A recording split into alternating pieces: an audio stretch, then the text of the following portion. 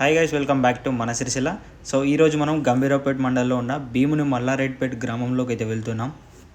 So అక్కడికి ఎలా వెళ్ళాలి అంటే ఎల్లారెడ్డిపేట దాటిన తర్వాత గొల్లపల్లి అని ఒక విలేజ్ వస్తుంది. సో అక్కడ నుండి లెఫ్ట్కి ఒక 7 కిలోమీటర్స్ దూరంలో ఉంటుంది ఆ విలేజ్.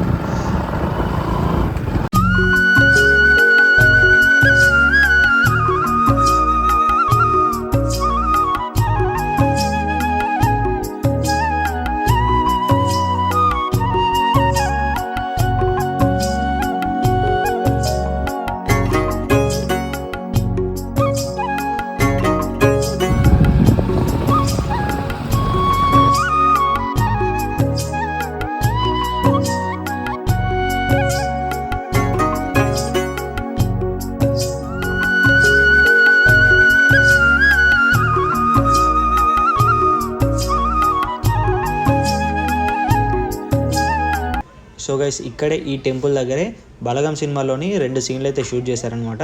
సో మీకు కనుక తెలిసినట్టయితే ఆ సీన్లు ఏంటో కింద కామెంట్స్లో కామెంట్ చేయండి. సో తెలియని వాళ్ళ కోసం ఎట్లా అంటే తెలియని వాళ్ళు కూడా కామెంట్ చేయండి మాకు తెలియదు బ్రో అని. సో నేను నెక్స్ట్ వీడియోలో ఎక్స్ప్లెయిన్ చేస్తూ మళ్ళీ వీడియో అయితే పోస్ట్ చేస్తాను అనమాట.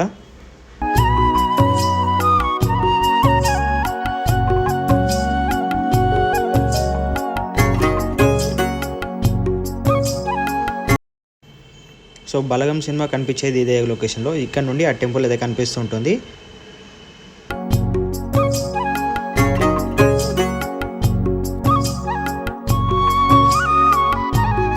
గైస్, ఇక్కడ కనిపిస్తున్నది మాండవ్య నది.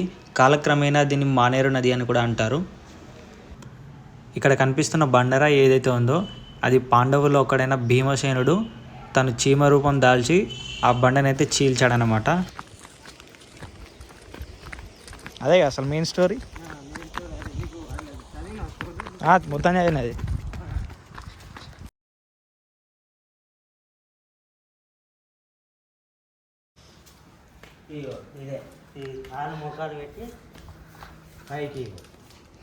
అంటే ఇట్లా ఒకసారి చెప్పు.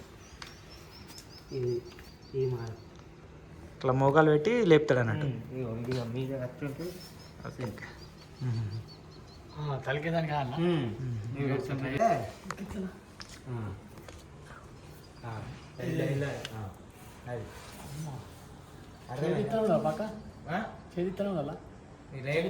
అట్లా లేపిండు అన్నట్టు. లేపిండు అర్థమైంది. ఓన్లీ ఎందుకు భీముడు అట్లా లేపిండు. చిరోగన కింద పడితే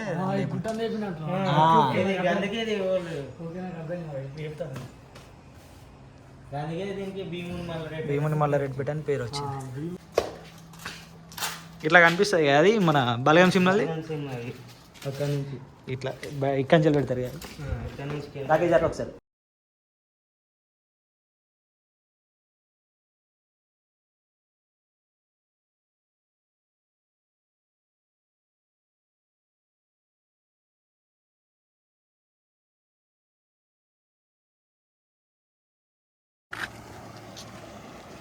అడుగుదాం వాటర్ కంటే.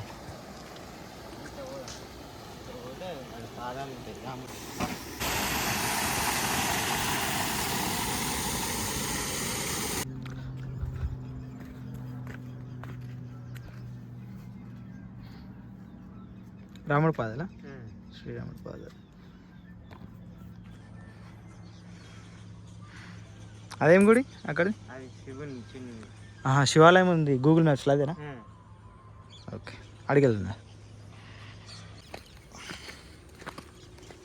మొత్తం బండి ఉంటాయి. మొత్తం గుట్టల మీద ఉంది. మొత్తం కనబడే మొత్తం వాటర్ అన్ని బండలు ఏం కనిపించే కావచ్చు. ఇక్కడికి రాని అక్కడనే ఇక అంతేనా?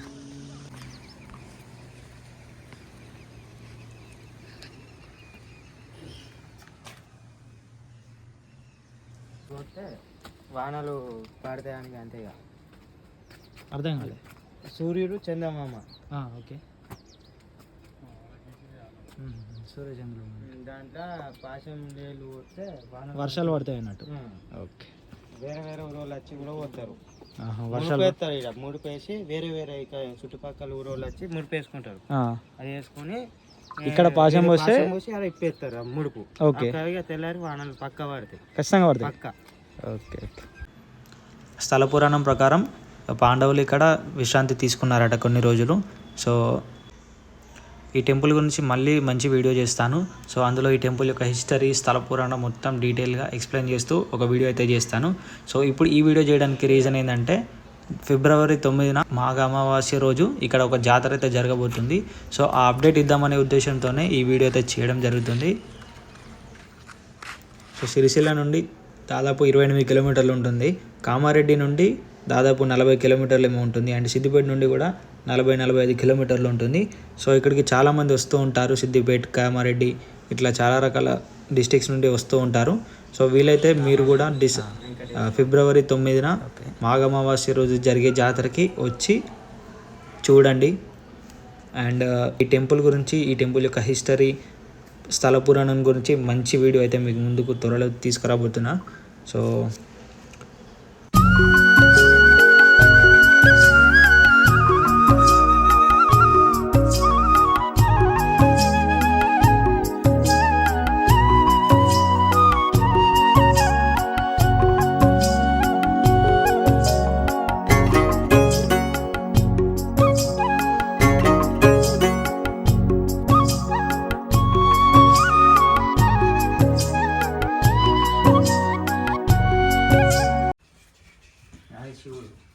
శివాలయం